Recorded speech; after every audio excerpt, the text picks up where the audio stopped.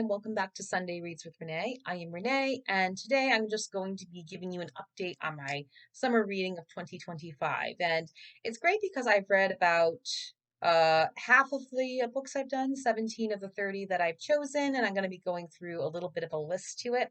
And here is the list of just the books I have, and hope you enjoy.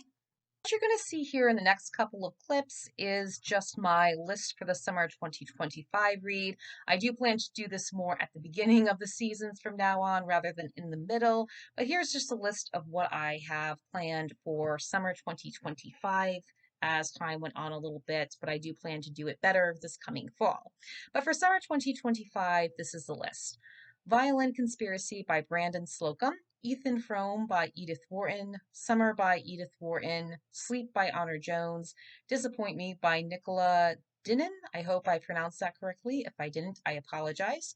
Meet Me at the Crossroads by Megan Giddings, Old School Indian by Aaron John Curtis, Almost Sisters by Jocelyn Jackson, Convenience Store Women by Sayaka Murata, Margot's Got Money Troubles by Ruthie Thorpe, K-Word, Your Darlings by Peter Swanson. As you can see, I didn't say the full word just because of YouTube. Mansion Beach by Meg Mitchell Moore, There by Tommy Orange, The 39 Steps by John Buchan, The Awakening and Other Stories by Kate Chopin.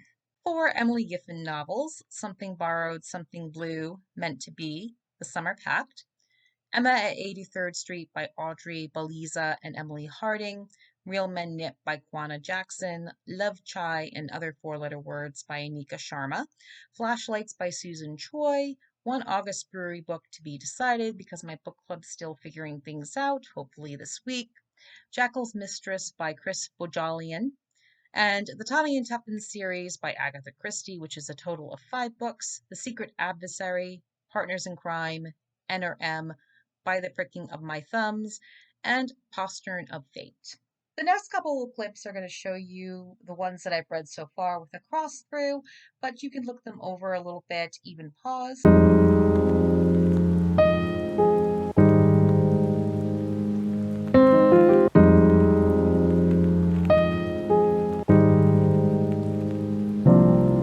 As you can see there, I've read quite a few books, and it's 17 of 30 books that I've read so far. When it came to The Awakening and Other Stories, I counted it all as one just because the other stories were more short stories, and I felt that just fit in well with The Awakening, which is more of a novella in my eyes because it's less than 200 pages. And a lot of the books I have there are a little bit less than 200 pages, which is why I've been able to get through it very quickly, as you can see. But it was a very interesting thing for me when I was reading a lot of these books because I had some rereads in there and some of them were also classics. So it was interesting for me to kind of come back at least to the rereads like There by Tommy Orange and Convenience Store Woman by Sayaka Murata because I love those books. I haven't read them in a while, so I actually felt very refreshed reading them again and still enjoying them completely. Of the ones that I felt were more fresh summer reads were Margot's Got Money Troubles, Emma at 83rd Street, and Real Men Knit.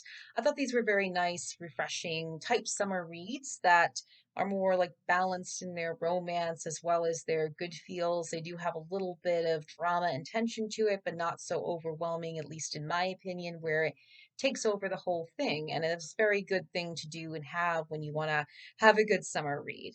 Now, granted, as you can see by this list, I like to mix it up a little bit with summer reads as well as the mystery thriller or even the drama. When it came to Tommy and Tuppence series, I haven't read those books in a while, so it was nice to kind of come back to them and get the mystery and thrills. And while I don't think they're very on the high scale of an Agatha Christie novel, they're still enjoyable. It's nice to see this kind of underrated detective duo there because you don't really see a lot of them in her books completely, or at least they're not main focus.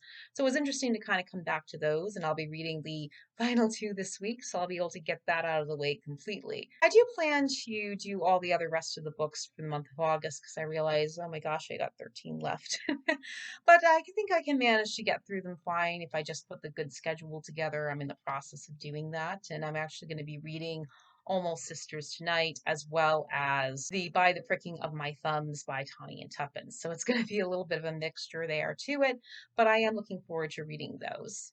But I hope you've enjoyed this video. Please let me know if you've read any of these books and what you think is a summer read. Do you think it's okay to mix it up with things that are not of the typical summer reads? Are there any books you've read on this list and you'd like to share your thoughts and opinions? Please be sure to do so in the comments because I'd love to hear you as well as your discussions. I also hope you've enjoyed the YouTube recommendations I've been putting on for my YouTube shorts. I try to mix it up as much as possible, but if you have any recommendations for me, please say so in the comments. I'd love to hear your recommendations and your thoughts and opinions as well. Thank you so much for tuning in for this week's Sunday Reads with Renee. I hope to be back next week with a much longer video that goes into a bit more detail on some things. I have the schedules all planned out, so hoping that I can give those longer, more in-depth videos as time goes on. I thank you so much for watching. Please be sure to like, comment, share, subscribe, and I'll see you next time. Bye.